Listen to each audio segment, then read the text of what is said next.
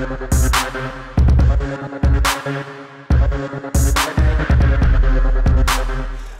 are now privileged to interview and sit down and talk with for a few minutes Gary Quesenberry.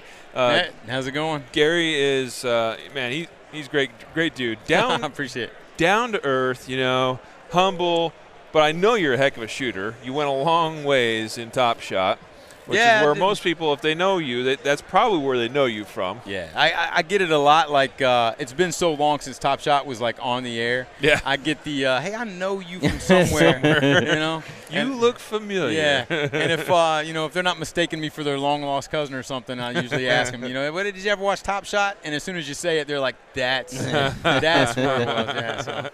Yeah, and then, Gary, since the show, I don't remember, when did you actually launch Q Series and your first concept as far as the holster is concerned? Q Series LLC as a company is almost 4 years old now. Yeah. So, you know, and we've grown considerably since we first started that first year. And, you know, a lot of people are kind of interested in the story as to how we got started. So just the brief version of it for you guys is I lived in Cleveland, Ohio, and winter times there can be brutal. Yeah. And I sometimes drive my wife crazy. This guy might know a thing or two. I'm from Cleveland. Oh, are you? Yep. Indians fan? Oh, absolutely. My man. All right. So I'm driving my wife crazy. She's like, why don't you find something to do in the basement or the garage or something, you know? And, you know, all of us that shoot have a box of holsters that we've bought over the years and it just didn't work or it was uncomfortable or it didn't do exactly what we wanted to do. Absolutely. So I took my box of holsters and I started looking at things and thinking about it, and I started kind of cutting stuff off and trimming things and melting plastic, and I came up with a holster that I'm like, this is the least amount of material that I can have and it still do all the things that a full-size holster can do. And I was pretty proud of it. And I just wore it around. And one night I was on the range shooting, and a friend of mine's wife was there, and she just happened to see the holster. Now, not exactly an avid shooter, but a very successful business lady.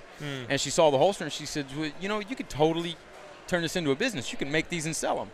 And so we started doing that. And when we first got it started, we were literally melting plastic in an old toaster oven that we bought at Walmart. Yeah, and I went to SHOT Show one year, and I had some friends that ran the Neves brothers. They have Neves. Oh, yes. You're familiar with them because you're in that area.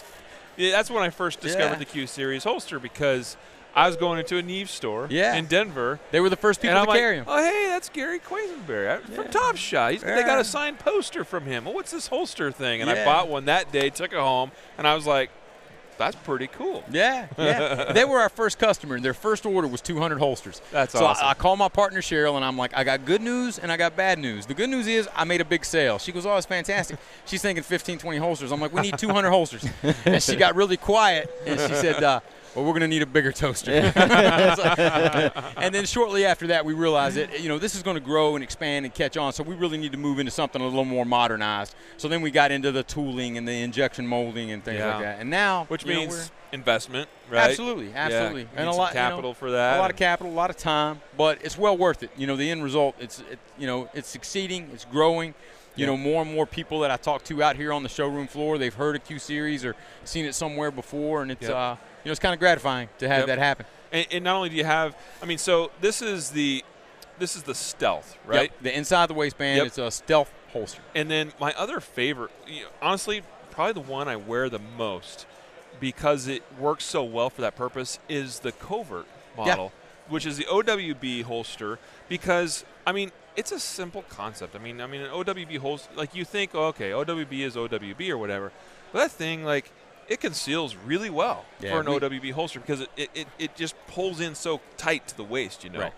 Well, the one thing that we started doing when we started off with the stealth. This was the original model, and when we went into the outside the waistband thing, we really realized, like, this is a niche, and it's the minimalist design and everything is a niche, and it's a niche that we're good at. Yep. But with an outside the waistband holster, you know, when we first got started, I said, well, outside the waistband holsters are like socks.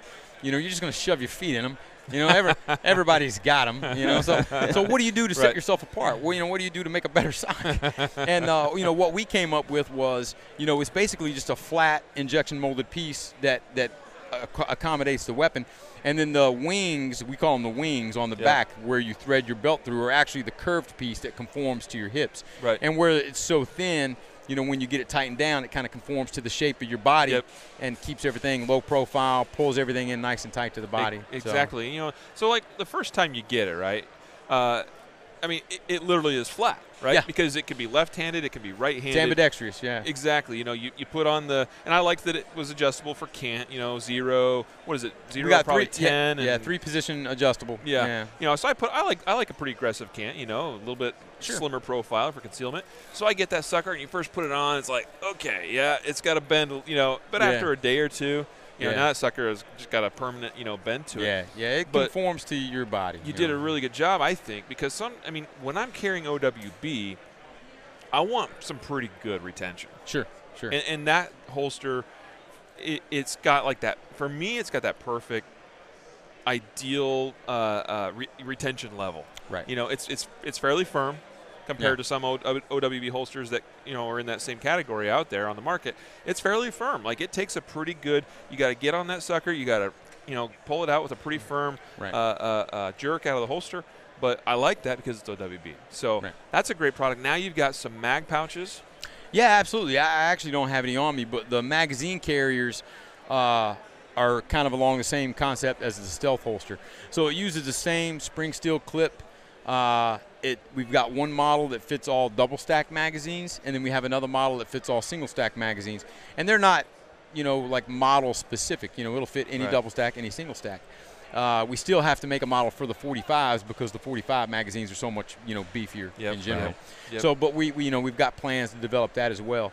And then, you know, the stealth system, you got the inside the waistband stealth holster, and then the inside the waistband magazine carrier, then you kind of got the full package. You know, you got your weapon, you got your backup mag. They operate on pretty much the same platform in terms of how they connect to the waistline and the belt. And you know, once the one thing that we're really proud of is the clips. You know, it's a spring steel clip. It's really nice and solid. It's not like the cheap plastic ones. Now, we could have saved a lot of money by going to the plastic clips, but my goal was the spring steel clip. I don't have to wear a belt. I can hook it on my waistband, even without wearing a belt. And it's sturdy enough that when it clips on and bites onto your waistband, it doesn't shift around. So if I sit down, stand up, sit down, run away, whatever, it's going to be where I put it. Right. And it's the same thing with the magazine carriers. And you did a smart thing in having that little bit of a return on the bottom, right? Yeah. So that, you know, like it's not, especially if, I mean, the belt I'm wearing right now, it's going to clip on. It's not coming off until I really want it to come off, and that's really key too.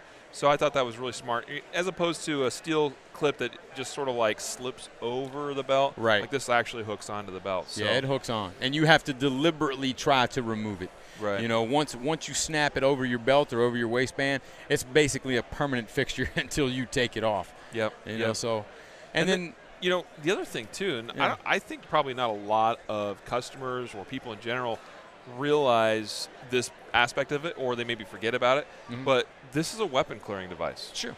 Yeah. You know, safely the trigger guard is protected. It's secure in that way. I can remove my magazine. I can run the slide a few times because it allows it to function. Sure. With the holster still attached, so you're able to clear that in a safe manner. Yeah. Obviously, still pointing in the safe direction is ideal, but it's I mean, just a lot of great benefits to a very simple, minimalistic approach. Absolutely. Yeah, we designed it purposely to not cover any of the major pieces like the magazine release, you know, the slide catch. So it's completely functional as a weapon in terms of, like you said, clearing and even loading the weapon. You know, I can you know, the magazine catch or slide catch is right there. I can lock the slide to the rear. I can check the chamber. I can keep the slide locked to the rear, and I can set it down, and it's, you know, never at any point did I expose the trigger, you know, to anything, any out. It's truly a holster system that the gun never for any reason really has to leave the holster. Loading, unloading, clearing, whatever. Right. Putting it on, taking it off. You know, exactly. Hopefully you're practicing, but right, you know, absolutely, absolutely. But I like the fact that you actually, because we were just talking about this, I think last night, about holster makers, right? And you get a holster, and everybody thinks like, oh, I'm just going to whip a couple pieces of Kydex together, and I can do that, right? You can buy a kit online and make it at home. Anybody can do it, right? Yeah. And that's, you know, but the fact that you have, you actually wear your holster, you know how to build a holster that's going to allow you to get a high pistol grip right off the bat. You know how to form it, smooth out the edges and everything, because there are a lot of holsters that are just not refined, and you look at them and you're like, I just don't like it. I have to end up cutting up and doing all this modification just to make it work. Right. That was our conversation. Yeah. I was telling you how many holsters, I like certain aspects of holsters, and I'll modify them to work the way I want them to work. Yeah, and that's how this whole thing came about. You know, I mean, my original holster was like a Frankenstein model of things that I had made myself. You know, parts that I had cut off of other holsters and then melted and modified in some way, shape, or fashion. And then, you know, now that we've moved into the injection molding, you know, with a lot of holster makers, there's a bit of inconsistency with fit because they're using, you know, vacuum forming or thermoforming or something like that. But injection molding, you know, I've got an accurate holster, you know, and we use 3D modeling on all of our guns so that we have an accurate measurement of every piece that interacts with the holster in terms of pinch and retention. And then, you know, the way we designed it is once it snaps onto the gun, because it's a minimalist holster, you know, this piece of the weapon is exposed. However, when it's inside the waistband, it's made so that the holster's not, you know, made to come off this way. It's really hard to pull it off. So you're not going to just bump it loose when it's inside the waistband. But, you know, coming straight out and then straight back down to reholster, you know, that's where it releases and where it returns. And you get that nice positive snap when you know that it's back where it needs to be. And the other thing, too, is we made it so that, you know, these top ends are high enough so that when you draw the holster, this actually keeps your waistband open like a full-size holster would so that you can reholster without having to take the whole thing off your waistband, snap the weapon on, put it back on. You don't have to go through all that. Right. Yeah. Man, awesome stuff. Yeah. So now, I mean, we've talked a little bit about Top Shot. Okay. Obviously, Q Series, great products, great innovation. Yeah, thank you. But we know that, Gary, you're at the heart of Gary, I think, you're a shooter. And you're a great shooter, right? Former instructor for a federal agency. Yeah. And you still work in a, you know, your day job is a special job, man. Yeah. So in part of your day job is you need to know how to use that weapon effectively. Absolutely. So what is, like, I mean, do you do any instructing still at all? Like even on the side as a private endeavor? I do, yes. Like as a matter of fact, in Kentucky, there's a group of instructors here that just about once or twice a year they'll, you know, get together, and it's all like-minded instructors, not new shooters, but instructors. And they're not necessarily looking to hone their shooting skills so much as learning to teach others how to shoot and how to identify and correct deficiencies in new shooters, because that's their primary job. That's what they do. The guys that I've worked with in my career are experienced when they come to me. So we're refining skills and, you know, turning them into what most people would call an advanced shooter. And when I teach a class, a lot of people say, well, I want to do the advanced stuff. And I tell them, well, you are. You're just doing it a lot slower than everybody else, because advanced shooting is nothing more than mastery of the fundamentals and being able to apply those fundamentals a lot faster and a lot more efficiently than the average shooter. That's what makes an advanced shooter. And then, you know, like between making the holsters and, like you said, my day job, you know, working, you know, as a federal law enforcement officer, that keeps me fairly busy. Yeah. But my passion is teaching, you know, not just new shooters but instructors as well. So I try to make time about 2 or 3 times a year to get out at least for a week, you know, and try to put together a class. And I'm actually working on a new one now that I'm going to put together, which is primarily a classroom class, and I call it MAP training. So mindset, awareness, and preparation. And it's all about situational awareness, reaction to certain situations, and how to establish baselines, identify anomalies, and keep yourself kind of out of the gunfight in the first place. Yeah. And I think that's something that a lot of people overlook, you know.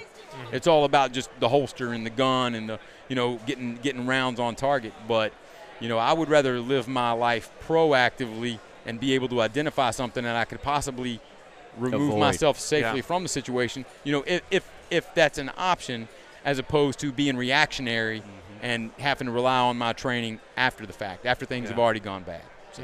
Absolutely. Where do you, if you've got a shooter that's still developing skills, you know, they've still got a ways to go, where do you maybe spend? I mean, I realize obviously with every shooter they're a little bit different. Some have strengths in one area and weaknesses in another. But where do you tend to see a consistency as far as time spent working with a developing shooter? As far as like whether that's, you know, working on mastering the grip, trigger control. I mean, where do you feel like that most shooters just need that little bit of extra attention? Well, pretty consistently, you're going to hear every instructor talk about the fundamentals. Yep. You know, sight alignment, sight picture, trigger control, follow through, breathing, stance, grip, all those things. And all those things build a better shooter. But in my opinion, as an instructor, if I could boil all that down to 2 things that I need to focus on to make anybody a better shooter, it's sight management and trigger control. Because at the end of the day, I may not have a perfect stance, I may not have a perfect grip in a stressful situation. But as long as I can manage my sights through an entire trigger press without disturbing my sight picture, then I know my rounds will be on target. Right. You know, so those are the 2 primary things that I try to focus on. And, you know, when I used to work with other instructors, I was a lead firearms instructor. So my job's not just to teach, but to make sure that my instructors are teaching things correctly. So, you know, one thing I would see all the time is those guys that they get that little card that you get issued, and it's got the circle and it tells you, okay, the rounds are hitting here, Yeah. so that means they're doing this. And that's not always the case. No. I tell them, put that away. Don't look at the paper. Look at the shooter, right? And you can pretty much tell, you know, if they're anticipating or if they're staging that trigger at the very end and trying to force the round out, you know, or if they're starting to lean back and maybe anticipating that gun going off, so they're trying to distance themselves from it a little bit. Yep. All of your answers are in the shooter. You know, Right. It's not on paper. Yep. Now, what I do as an instructor is I see the shooter doing something behind the gun that maybe they shouldn't be doing.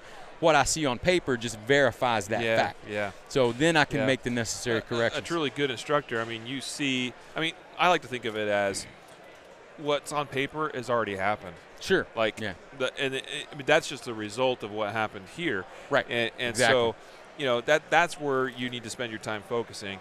And so I appreciate that you, and of course, like, I mean, I know you're a great shooter, great instructor. I appreciate it. You know, that's really critical to understand, is that whatever happened there, it's already happened. Can't change It's that. not getting it back. Need to understand what's happening here. Your words remind me a lot of Rob Latham. You know, Okay. You know, Yeah. big time, you know, competitive shooter. Most people are familiar with Rob Latham, and he describes it very similar to you. So the most critical thing is that gun is on the target where you intend for that round to go. Right. And your job is to press that trigger and hold the gun in such a way that it doesn't move off the intended target Right. of where you want that round to go. Yeah. And if you can do that, it's going to go where you want it to every Yeah. time. And everything else is Yeah. ancillary, supportive to that, but, you know. Yeah. And 8 out of 10, you know, and I totally made that up, 8 out of 10. But I would say at least 8 out of 10 of the issues that you see that cause the trigger management to affect the sight picture, they're mental. You know, those are all psychological issues. And if you can teach somebody just to get over the psychological humps that they face behind the gun, especially in new shooters, you know, and just understand that fact. Like, you have 2 jobs: manage your trigger, manage your sights. You know, the gun will do its job. You know, this is where I need you to be mentally. And you know, so many new shooters, they worry too much about what they see on paper. And, you know, guys especially are so competitive, and they beat themselves up so bad, you know, and it's you see them, I'll see people shooting a course of fire, which consists of multiple rounds, and say 10 rounds. 3rd round in, they see that they threw one, and you see their head start shaking, and then they kind of fall apart mentally, and then you see that result on paper, and the entire course of fire just gets kind of thrown out the window. Yeah. Because they're Yeah. so wrapped up around that one shot that they lost. Well, why are you seeing that happen? Why are you focused on the paper instead of focused on your front sight and working your trigger? Yeah. You know, and if for some reason you do know you threw one, you should feel it before you see it and make the correction accordingly.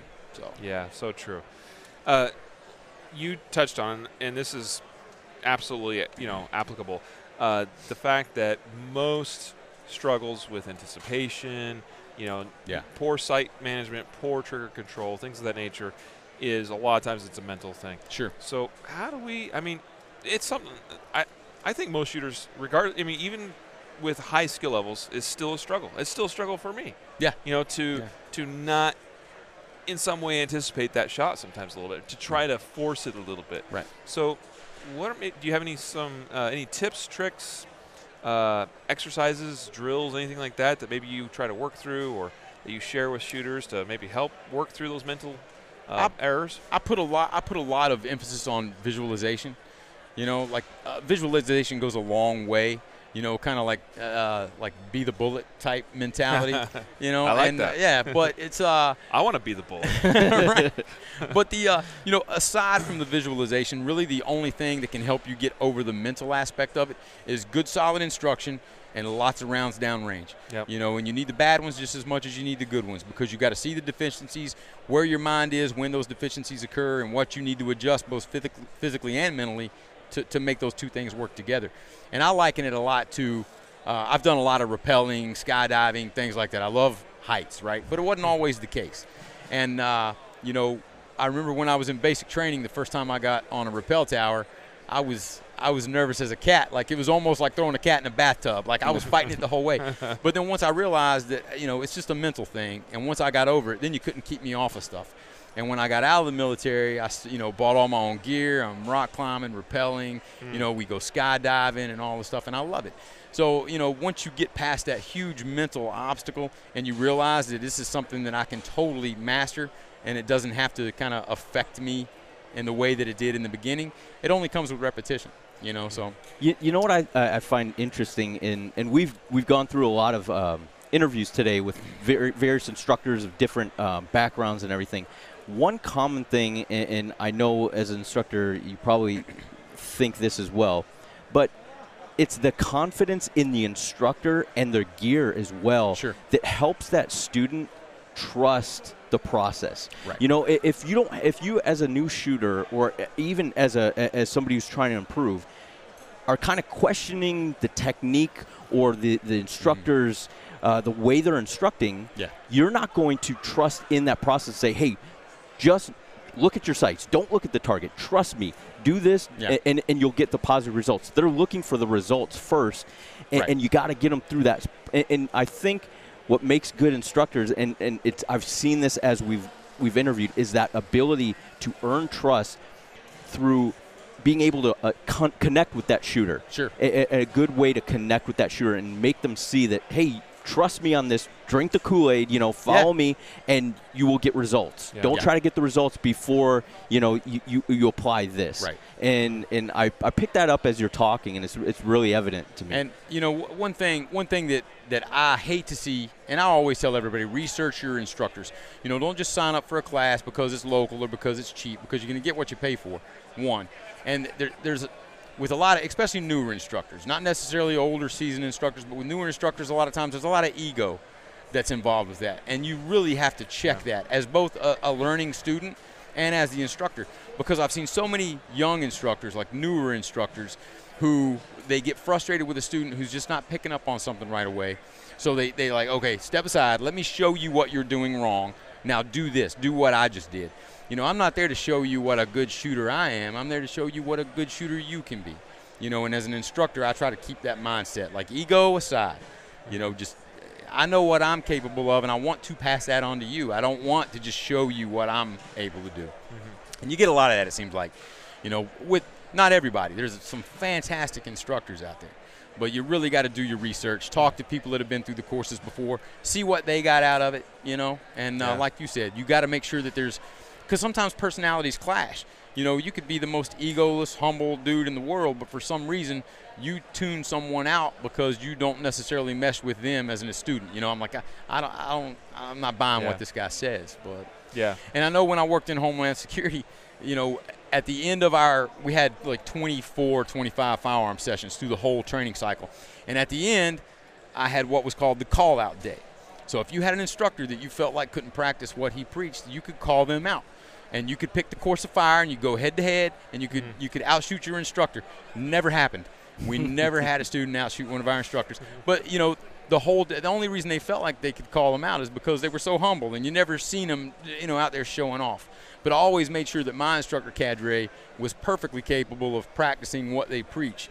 You know, not only could they teach and show you what you were capable of, but they could back it up with performance on the other end, too. So, yeah. Good stuff, man. Well, Gary, really appreciate your time here today. It's been a blast. Hope you've been having a good show, and hope to connect with you again very soon. Absolutely. Absolutely. I look forward to it.